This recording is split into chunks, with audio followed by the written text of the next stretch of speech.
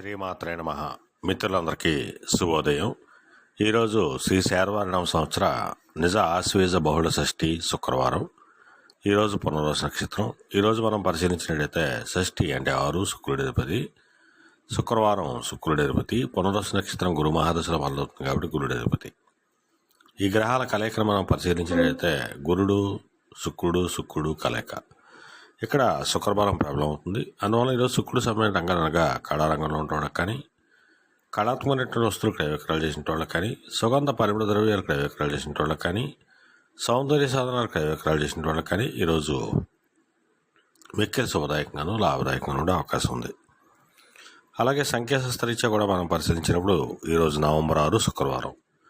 సంఖ్యాశాస్త్రరీత్యా కూడా జ్యోతిశాస్త్రరీత్యా చెప్పినటువంటి ఫలితాలే మనకు చెప్పడం జరుగుతుంది.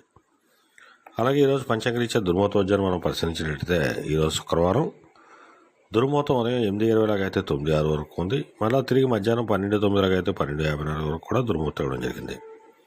వర్జ్యం సాయంత్రం 4:16 అయితే 5:54 వరకు కూడా వర్జ్యం ఇవ్వడం జరిగింది. ఈరోజు పంచాంగరీత్యా ఈ రకమైనటువంటి ఫలితాలు గోచరిస్తున్నాయి.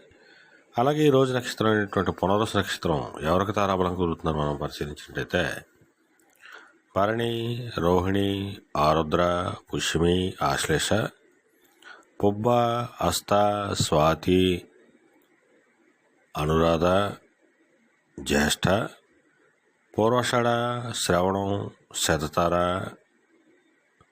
ఉత్తరాభద్ర, రేవతి. ఈ నక్షత్రంలో జన్మించినటువంటి మన మిత్రులందరికీ కూడా ఈరోజు నక్షత్రం పునర్వసు అనుకూలంగా ఉంటుంది.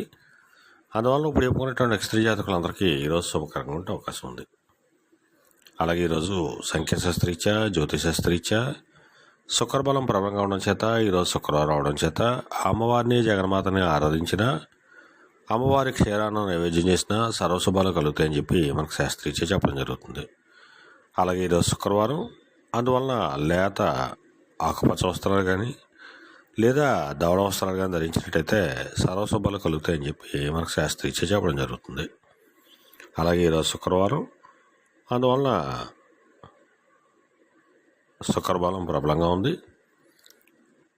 కావున ఈరోజు శుక్రుడు సుక్షేత్రాలు అనేటువంటి వృషభ, తులారాశిలో జన్మించిన వాళ్ళకి విశేషమైనటువంటి ధనలాభం కలిగి ఉంటుంది ఈరోజు. అలాగే నూతన వస్తువు రత్నాభరణ లాభం కలిగేటువంటి అవకాశం ఉంటుంది. అలాగే నూతన వ్యక్తుల పరిచయం వల్ల వీళ్ళకి ధనాదాయం వృద్ధి చెందేటువంటి అవకాశం ఉంటుంది.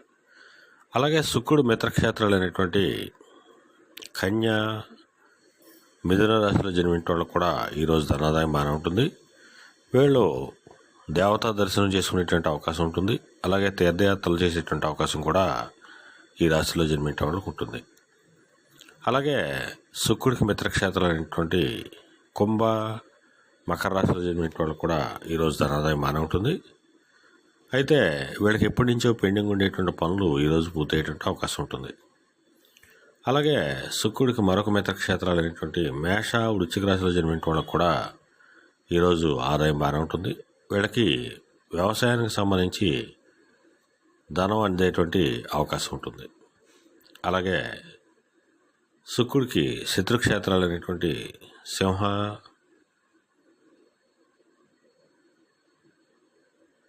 కర్కాటక, మేన, ధనురాశిలో జన్మించిన వాళ్ళకి అతి సామాన్యంగా ఉండేటువంటి అవకాశం ఉంది. అలాగే మరలా రేపు శుభోదయం కార్యక్రమంలో మరలా కలుసుకుందాం. అంతవరకు మన మిత్రులందరికీ మరొకసారి శుభోదయం. ఇట్లు మీ పెద్దబాబు సిద్ధాంతి, గొల్లల మామిడాడ.